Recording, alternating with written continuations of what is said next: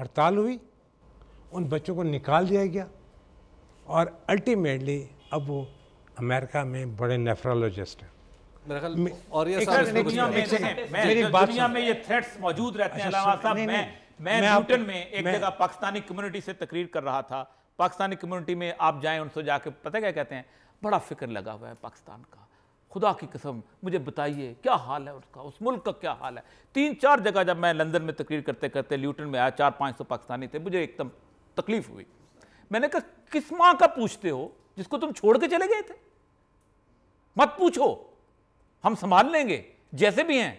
इसका मतलब यह है कि आप उन लोगों के साथ की तज़हीक कर रहे हैं, 16 करोड़ लोगों की, जो जहां रह रहे हैं, तकलीफें बर्दाश्त कर रहे हैं, मसाइब बलात बर्दाश्त कर रहे हैं, मेरिट की तजलील देखते हैं, मसाइल की तजलील देखते हैं, जिंदगी के अंदर जो भाग गया। सरकार दो अलैहि वसल्लम की यहां हदीस यहां पढ़ाऊंगा, आपने फरमाया कि जिसने किसी मुशरिक मुल्क के अंदर जानबूझ के शहरियत इख्तियार की, क़यामत के दिन उसका मेरे ऊपर कोई हक नहीं है।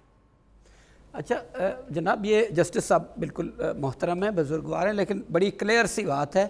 मैं भी मेरा ताल्लुक़ डेरा गाजी खान से। मैं लाहौर पहली दफ़ा उस वक्त आया जब MA में दाखिला फार्म जमा कराया, मेरी पंजाब यूनिवर्सिटी में मुलाजमत हुई। हम चारों लोग लाहौर के नहीं हैं मेरा ख्याल है, और बदकिस्मती से या खुशकिस्मती से चारों की मादरी ज़बान उर्दू नहीं है। अच्छा, हम उर्दू का मुकदमा इसलिए लड़ने की कोशिश कर रहे हैं, ये आज की नहीं, मेरी एक कोलीग जहाँ बैठी हुई है मैडम नाहिद, इन सेंटर्स के डायरेक्टर की एक बाड़ा गली में कॉन्फ्रेंस हुई, अकेला मैं आदमी था जिसने प्रेजेंटेशन, साफ ज़ाहिर है दस्तूर है ज़माने का, अंग्रेज़ी में थी, लेकिन अकेला मैं था जिसने उर्दू में तकरीर की, और मैं यकीन के साथ कहता हूँ वाहिद तकरीर थी जो लोगों ने, पठानों ने सुनी है। अदरवाइज़ तो लोग बाहर जा रहे थे, बाहर आ रहे थे, एक दूसरे से बोल भी पछतो रहे थे। मैं एतमाद से उन्हें कहा कि आप जिस हाल में जो ज़बान बोल रहे हैं इसी हाल तक ही है, इसके बाहर इनकी ज़बान जो है वही है। देखें, ग्लैमराइज्ड हो जाए चीज़ें, फैंटेसाइज हो जाए, लोग वही अख्तियार करते हैं। आप भदी ऐनक चाहे वो ज़्यादा ताकतवर और अच्छी हो, नहीं लेंगे, वो लेंगे जो लोगों को पसंद आए। मेयार बन गए हैं, ये खाम है, आपको बताऊं, हमने बना दिए, इनसे बचेंगे। विश कार्ड भेजते हैं अंग्रेजी के, आज तक कभी किसी ने उसकी इबारत नहीं पढ़ी, लेकिन जब महबूबा को खत लिखते हैं तो शेर उर्दू में ढूंढते। वक्त हो गया एक ब्रेक का, दिल की ज़बान है वो उर्दू है, उर्दू है वो, उसके बगैर वक्त हो गया एक ब्रेक का। ब्रेक के बाद अब गुफ्तगू यहीं से आगे बढ़ाते हैं, कुछ सवालात मजीद भी लेंगे। आप देखते हैं बदलता पाकिस्तान।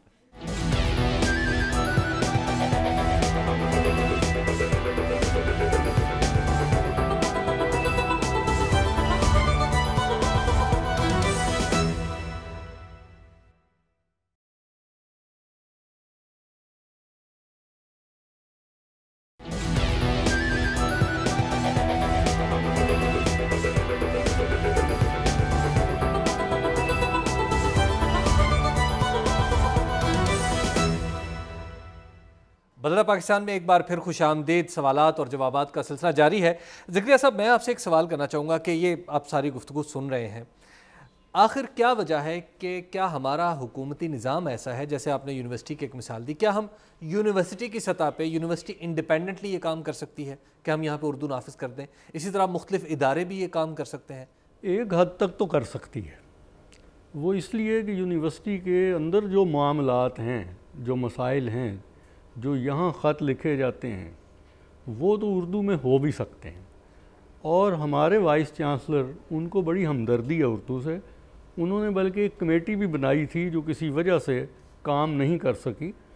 उसमें उन्होंने ये कहा था कि आप इस सिलसिले में कुछ तजावीज़ लाएं कि ये सरकारी काम या यूनिवर्सिटी का काम हम उर्दू में करा सकें, और वो तजावीज़ आप लाएं। मैं उन तजावीज़ को अगर वो मुनासिब होंगी तो मंजूरी दे दूँगा, और मैं दफ्तर को हिदायत कर दूँगा कि आप तरजीहन अपनी दफ्तरी ख़तो किताबत उर्दू में किया करें। और ये मकबूल जान साहब, आखिर आप बज़ात ख़ुद आज कल भी एक महकमे के सरबराह हैं, आपको उस महकमे में उर्दू नाफिज करने से कौन रोकता है? मसला सर ये, एक तो यूनिवर्सिटीज़ के अंदर हर टीचर एक किताब प्रमोशन के लिए लाजमी हो को ट्रांसलेट करे अपनी ज़ुबान के अंदर और मार्केट के अंदर आए।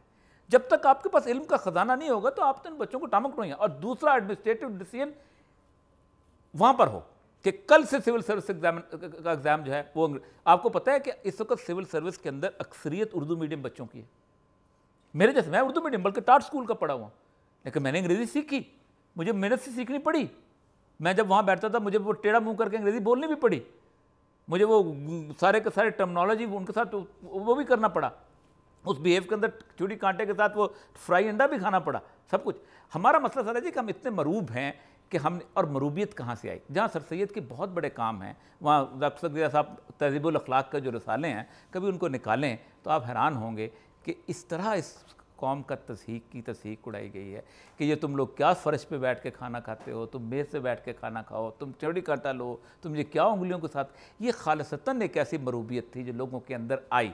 यही वजह थी कि उस कौम में जो पढ़े लिखा मेरे जैसा ब्यूरोक्रेट पैदा हुआ था, वो मकरान के अंदर टेंट में बैठता था और जहाँ कोई उसको देखने वाला नहीं होता था, गर्मी के अंदर 3 पीस काला सूट पहन के उसके टाई लगा के छुरी कांटे से खाना खाता था टेंट के अंदर। ये वो चीज़ है कि जिसके अंदर हमने दूसरों को बदतमीज़ समझना शुरू किया, हमने उर्दू बोलने वालों को बदतहजीब समझना शुरू किया, हमने उनको गंवार समझना शुरू किया। ये और एक और बात, सच्ची बात बताऊं, जिस वक्त ये उर्दू के अंदर पढ़ना सीखेंगे, इनको अपने हीरोज़ के साथ एसोसिएशन पैदा होंगे, इनको अपने हीरोज़ के साथ मोहब्बत डेवलप होगी, इनको अपने इलाके के साथ। दुनिया के अंदर सिर्फ मोहब्बत होती है जो सेक्रीफाइस कराती है। अगला सवाल है जी, और ये मकबूल जान साहब से मेरा सवाल है। मुझे सर पता चला है कि आपने मास्टर सोशल वर्क में किया है, लेकिन सर मैंने जब से ज्वाइन किया सोशल वर्क को, मुझे इंडिजिनस लिटरेचर उसमें नज़र नहीं आया, जो कि हमारे मकामी लोगों ने लिखा उसमें कुछ, और उसमें सोशल वर्क को उर्दू में ट्रांसलेट करने की कोशिश की, हमारे समाजी मसाइल को उर्दू में बताने की कोशिश की। सर आपके पास इतनी बड़ी स्किल है और आप इतने अच्छे लिखारी हैं, तो क्या सर आप इस तरफ तवज्जो देंगे? लोगों ने किया बात, आप खैर इस सब्जेक्ट की बात, इस सवाल का जवाब बनता है। आप सोशल वर्क बुनियादी तौर पर एक इम्पोर्टेड सब्जेक्ट है इस मुल्क के ऊपर आया हुआ। इस मुल्क की वेलफेयर की तारीख इतनी बड़ी है, इस मुल्क का इनहेरेंट सिस्टम, इस मुल्क का जो लंगर सिस्टम था सूफिया ने कायम किया, आपको पता है उसकी बुनियाद पे पूरे का पूरा हिंदू रिलीजन तोड़ दिया उन्होंने।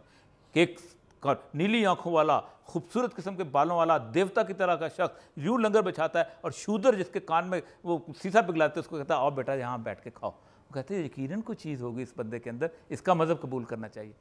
आप जो बहुत सारे ऐसे मज़ामीन हैं कि जब आप उर्दू पढ़ना शुरू कर देंगे तो हमें महकमे डिपार्टमेंट बंद करना पड़ेंगे, उनमें से एक सोशल वर्क भी है। उन्होंने बहुत अहम बात ये की है कि हमें ज़्यादा से ज़्यादा उलूम व फ़नून के अपनी ज़बान में तर्जमे करने चाहिए। ये इंतहाई अहम बात है, और ये ऐसी बात है जिसके बारे में मैं भी सोचता हूँ और मैं कहता हूँ। और जब तक हम ये नहीं करेंगे उस वक्त तक वो उलूम व फ़नून यहाँ मुंतकिल नहीं होंगे, और फिर मुंतकिल होने के बाद जब हम पढ़ेंगे तो फिर हम खुद सोचेंगे और हमारी तख्लीकी सलाहियतें बेदार होंगी। जी चलते हैं अगले सवाल की तरफ। जी बेटा, आजकल जो है वो प्राइमरी लेवल पे ही बच्चों के अंदर जो है वो अंग्रेज़ी को जो है वो डाला जा रहा है। हमारे यहाँ जो है आजकल जो जनरेशन प्रमोट हो रही है उनके अंदर 2 तरह के लोग हैं, एक सरकारी स्कूलों में पढ़ने वाले बच्चे हैं और दूसरे बच्चे जो हैं वो ऑक्सफोर्ड की तालीम हासिल कर रहे हैं। सर डिफरेंसेस वहीं पे आ जाते हैं बच्चों के दरमियान। बात यह है, एक तो आपका जो जुमला है ना उसको तो आप तब्दील करें। कोई ये नहीं कहता कि अंग्रेज़ी को ख़त्म किया जाए, ये कोई नहीं कहता। सिर्फ बात यह है, और ये बहुत बड़ा सवाल है, कि आप अंग्रेज़ी ज़बान इस मुल्क में पढ़ाना चाहते हैं क्योंकि एक दुनिया की बहुत बड़ी ज़बान है और उसमें बहुत सी उलूम व फ़नून हैं, हम उससे बेनियाज नहीं रह सकते। लेकिन सवाल ये पैदा होता है कि मुल्क के कितने फ़ीसद लोगों को इसकी ज़रूरत है और कितने फ़ीसद लोगों को ज़रूरत नहीं है। बेशुमार लोग हैं, वो देहात में हैं, वो किसान हैं, वो खेतों में हल चलाते हैं, और बेशुमार लोग हैं जो मुख्तलिफ़ पेशों का काम करते हैं। अब उनको आप पहली जमात से अंग्रेज़ी पढ़ा रहे हैं और पहली जमात से कहते हैं कि जी एक इनकलाब आ जाएगा मुल्क को। उनको अंग्रेज़ी की ज़रूरत ही नहीं, ना कभी ज़िंदगी भर पड़ेगी। आपने तय ये करना है कि किस मरहले पर या किस स्टेज पर आप इनको अंग्रेज़ी पढ़ाएं और कितनी पढ़ाएं और कितने लोगों को पढ़ाएं। असल मसला सारा ये है कि अंग्रेज़ी बजाते खुद ज़ुबान जो है उससे ना कोई इनकार हो सकता। जब आप तर्जमा करेंगे तो आपको अंग्रेज़ी पढ़नी पड़ेगी, ठीक है। इसलिए अंग्रेज़ी पढ़नी चाहिए सिर्फ इसलिए कि आपने उसकी ज़ुबान से अपनी ज़ुबान में क्या ट्रांसलेट करना है। लेकिन ये आप एक बड़ा तमस्कर का फ़िक्रा अक्सर हम सुनते हैं, और जी वो एमए कर गया उसको अंग्रेज़ी में दरख्वास्त लिखनी नहीं आती।